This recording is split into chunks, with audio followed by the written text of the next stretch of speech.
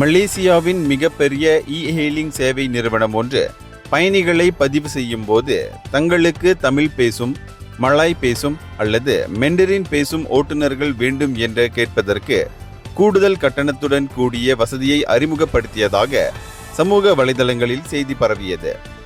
இந்த செய்தி பொதுமக்களிடையே பெரும் எதிர்பார்ப்பை சந்தித்ததை தொடர்ந்து அந்த நிறுவனம் இந்த சேவையை உடனடியாக நீக்கியது. இருப்பினும் இது குறித்து அறிந்த பேருந்து வாடகை வண்டி சேவைக்கான ஆணைக்குழு அப்பாட் ஒரு கடுமையான எச்சரிக்கையை விடுத்துள்ளது.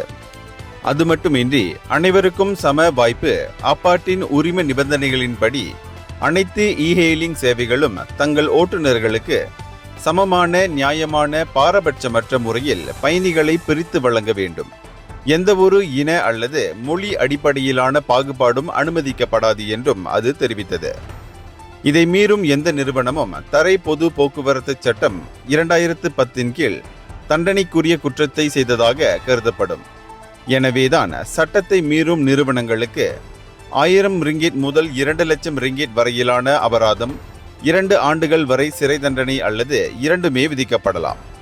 அப்பாட் நாட்டிலுள்ள இ-ஹெயிலிங் துறையில் நேர்மையையும் அனைவரையும் உள்ளடக்கிய சமத்துவமான சேவையையும் உறுதி செய்வதில் உறுதியாக உள்ளது என்று மீண்டும் வலியுறுத்தியுள்ளது. இந்தியர்களின் இதய குரல் மக்களோசை.